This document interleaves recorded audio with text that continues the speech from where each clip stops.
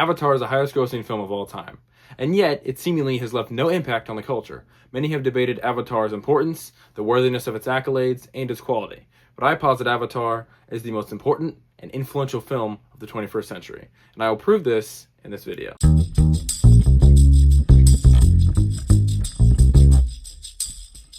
Avatar is a landmark in modern cinema. It is one of the most famous and infamous films of the last 20 years. Directed by auteur and cinematic legend James Cameron, it pioneered 3D technology and was even delayed by 10 years to wait for the tech to catch up. But the film's plot has been compared negatively, but not inaccurately, to Fern Gully, Dances with Wolves, and Pocahontas. The dialogue has been criticized for its bare bones, thin quality, and there are endless jokes about the lack of memorable characters. None of these criticisms are unfounded, but they are missing the point of Avatar's existence. Perhaps the most common parallel to Avatar is Ursula K. Le Guin's The Word for World is Forest, but James Cameron has always denied its influence on the story. The story centers around a very Earth-like planet that humans have occupied, enslaving the local populace. Little green, furry things known as Creachies. One of the Creachies, Selvar, revolts and overthrows his oppressors. The book's plot is darker, grittier, and more nuanced than Avatar. He has cited Fern Gully and a variety of other colonialist stories, but in legal cases, he has never discussed Ursula K. Le Guin's 1972 book. Return of the Jedi is also allegedly inspired by this book, so it is a bit up in the air. You can make so many connections between things inspired or adapted from, with no real basis in fact. People can have similar ideas but execute them in opposite ways all the time. What sets artists apart is their unique circumstances, viewpoint, memories, and personality. All the things that make them a three-dimensional person. This is precisely why the term AI art is a misnomer, nay, an oxymoron. Artificial intelligence cannot create anything. It simply draws from the entirety of the internet, cobbles something together, and regurgitates a poor excuse for art. I hate AI. Getting back to Avatar, in 1995, Cameron founded Lightstorm Entertainment to create films with motion capture and groundbreaking CGI. He wrote a treatment for Avatar to solve a problem, as he puts it, and this resulted in it, ironically, being an avatar for Lightstorm to create these CG worlds. But the industry had to catch up because the level of CGI Cameron envisioned could not be done within the time span it takes to make a single film. Fast forward to 2005 and the film was in production. The original script had more complexity and nuance to it than the finished film. Jake's paralysis was more emotional. He cries the first time he uses his Na'vi legs. There were more depth and layers to the plot, and I believe Cameron altered all this because while the finished script and film knows what kind of film it is and commits to it, the initial serious tone would not have jived. I expect he realized the darker tone did not fit. That little backstory is our first indication of the significance of this film. Avatar was created to be a visual feast, an awe-inspiring experience. I see it as essentially the modern equivalent of what the circus was in the 19th and early 20th century. You watch it to be astounded at what the performers and ringmaster can pull off, and you do not remember the individual people or the words said. That is not the point of the circus. Picture this. It is London, 1768. The Wilkes riots are occurring, and Captain James Cook has just left for his first voyage. You are a normal guy, trying to earn a living as a cobbler or a blacksmith. It's kind of boring, but hey, it's 1768. What else is there to do? Well, I'll tell you. The equestrian Philip Astley has been performing tricks with his horse in a large circle near the Thames River. This guy's pretty good. He's astounding, a man operating purely within his element, a master of his craft. Within a couple years, perhaps we'll add a juggler or an acrobat. Now, fast forward 200 odd years to 2009. Barack Obama has just been inaugurated, and the Great Recession is burning through America. You are a lowly fast food employee or a car salesman.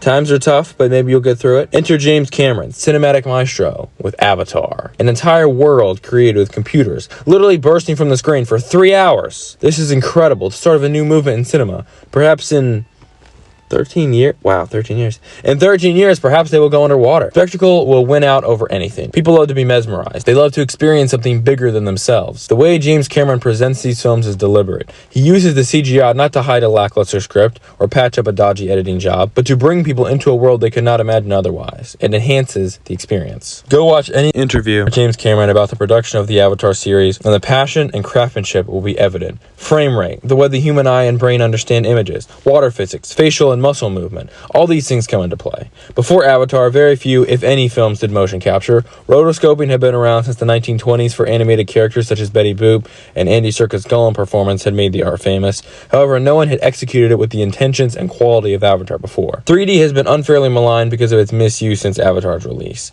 Studios and audiences were mesmerized by it and began converting films into 3D that were never filmed for the format in the first place. James Cameron filmed the movie with 3D cameras to create a specific, intentional experience for the audience. This shines through in every Avatar film because it is legitimately incredible and unique, unlike a drastic conversion of a 2D film to 3D. Even further, Cameron created a new kind of camera that could do underwater motion capture for Avatar: The Way of Water. Capturing clear images, accommodating for light reflection, and a million other things underwater makes it exceedingly difficult to do motion capture. A higher frame rate and better mobility were two other goals for these new cameras. This was all developed by Cameron for this franchise. The difference between the underwater scene in the first film and all the sequences in the second and third are proof this was both worth it and successful. The cinematography is astounding throughout all the films.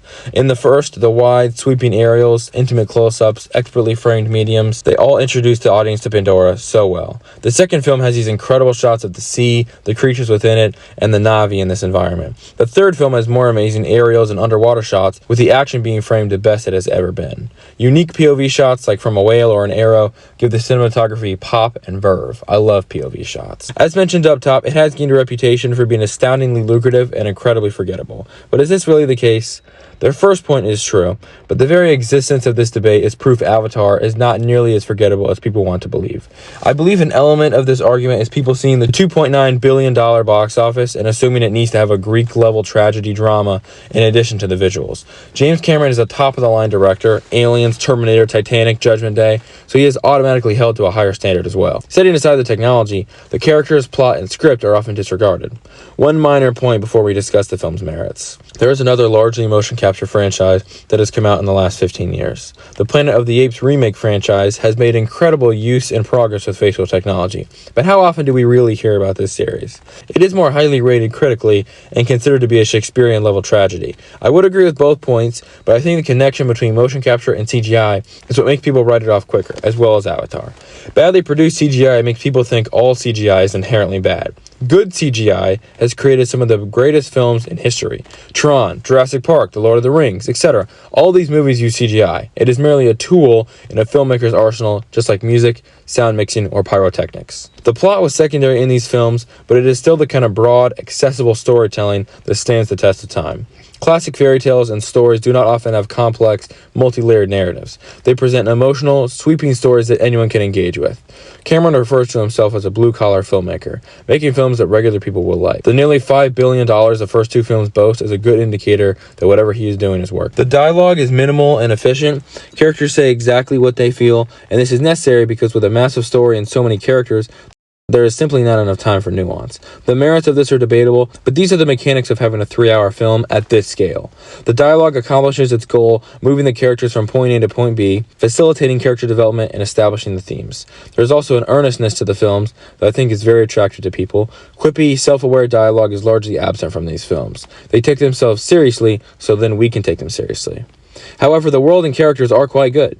Jake Sully and Neytiri are classic protagonists and easy to relate to. Miles Quaritch is an amazing villain with an amazing arc thus far. New characters like Varang, Ronal, and Kiri are interesting and compelling. Varang and Quaritch's relationship and dynamic was my favorite part of Fire and Ash, and I hope they flesh it out more and hone it in the fourth, if there is one. The world building is incredible. The cultures and idiosyncrasies within them are thought out and intentional and practical. The visual differences between the water, fire, and forest Na'vi alone are great and perfectly simple. The creatures and how the Na'vi interact with them are excellent. The musical motifs and theme are iconic and amazing. Cameron clearly has passion for this material and world. He's one of the most ambitious directors who not only has the vision and creative drive, but also the skill to pull it all off. He directs performances and knows the computer cannot replace a human. This is one of the reasons why he spends so much time on principal photography with his actors. While developing the first Avatar, he was also working on Alita Battle Angel for a time, but he had to commit to one eventually, indicating his passion for this series. Fittingly, Battle Angel still uses his technology. With this series, he wants to communicate themes of family and environmental consciousness. He wants to reflect on themes of loss and love. There's a lot more to it than just colonize or bad. If Dances with Wolves can win Best Picture, why does Avatar get such a bad rap? It is popular to hate on a massive, successful film, but come on. A filmmaker who only cared about cash or clout would not care about any of these themes. James Cameron could have retired after Titanic and still been regarded as a cinematic legend and a Mount Rushmore director. Each film builds upon the last, with the slight exception of Avatar: Fire and Ash. The Way of Water does what a sequel should, take advantage of the introductory work the first film did, and up the stakes, character development, and world building. The Dark Knight, The Empire Strikes Back, and The Godfather Part 2 all did this. James Cameron is the king of sequels, Aliens and Judgment Day, so this makes sense. Even the retread in Fire and Ash is really just the final battle, and the Death Star blows up twice, so I really don't care. Fire and Ash adds another Na'vi culture to the mix, continues Jake's arc with his children, and both gives Quaritch the rest of a great arc if this is the last film film and lays the groundwork to continue it, if possible. Albeit, there is a lot of capturing and breaking out in this film, and the aforementioned final battle of it all, but the dynamic between Jake and Quaritch is interesting and a cool direction to take. Some of my favorite moments from the film before we close. In the first, Jake's night on Pandora has a horror vibe that fits really well with the tone of the rest of the film. The line, "Pandora, you grew up hearing about it." The entire thesis of Avatar is conveyed in this excellent shot of a horse on fire. In the second, this line, "Suffer the shame of being useless," and the whales jumping out of the water. The entirety of Quaritch's time at the Ash camp, and the first attack by the Ash Navi. So, is the Avatar series going to disappear when all the films have been released, whenever that is? Or is Cameron creating something truly lasting and impactful? I believe we won't know the true impact of the series until 10 or 15 years after the last film has been released. Either way, judging by the latest box office numbers, we will be watching until the Ringmaster ends the show.